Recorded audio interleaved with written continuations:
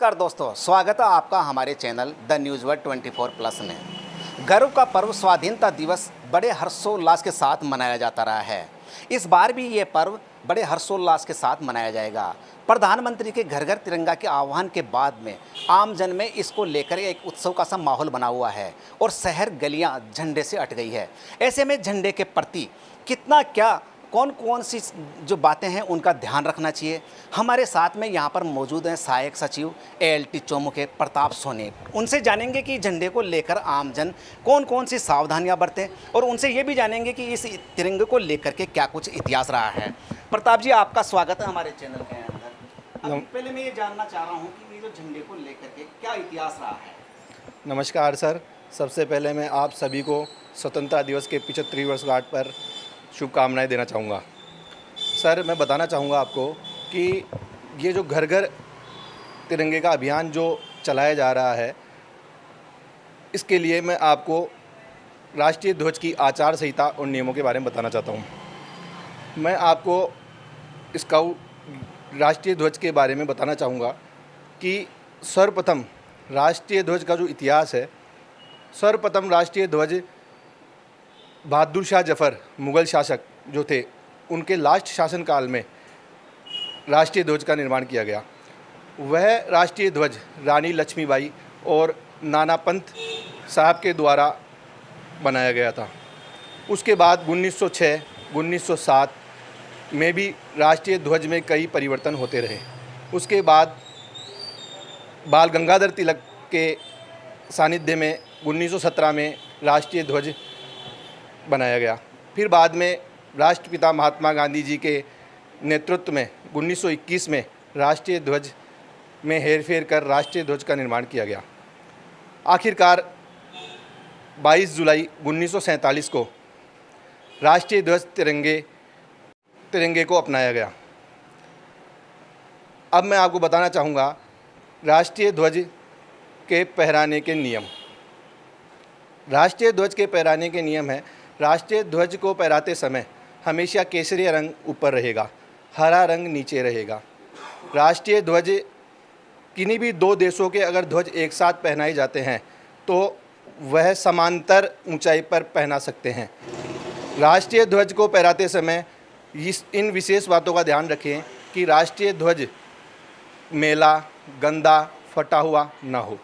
राष्ट्रीय ध्वज को फहराते समय इस बात का भी ध्यान रखें कि राष्ट्रीय ध्वज को उल्टा ना पहना दे।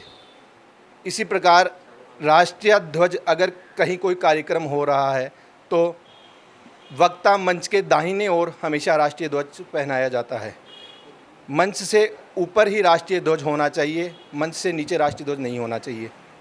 इसी प्रकार आपको मैं बताना चाहूँगा कि राष्ट्रीय ध्वज को पहनाते समय ध्वज पोल जो होता है वो मोटा, सुडौल और सीधा होना चाहिए। ये ना हो कि ध्वज टेढ़ा है और है तो उससे राष्ट्रीय ध्वज पहनाना उस पर उचित नहीं होता है।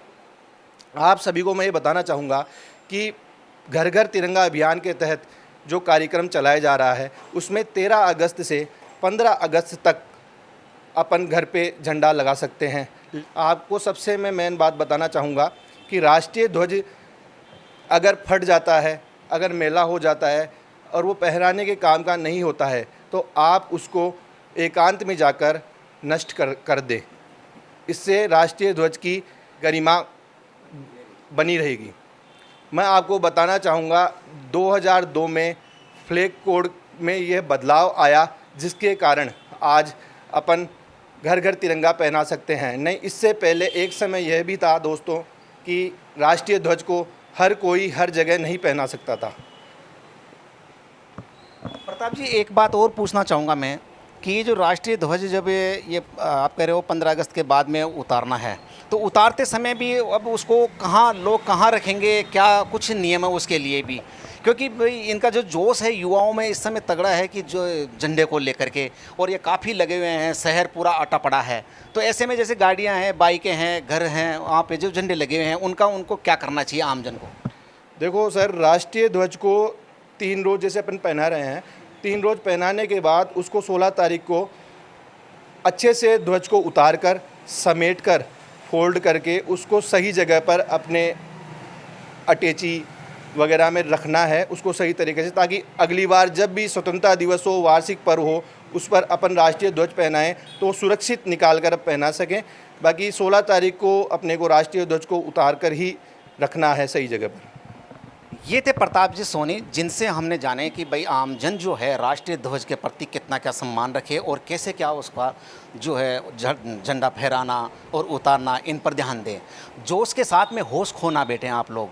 इसलिए ये गाइडलाइन जो है इसका पालन करें और अपना जो राष्ट्रीय ध्वज है इसका सम्मान करें। इसको सम्मान के साथ में चढ़ाएं और सम्मान के साथ में ही उतारें।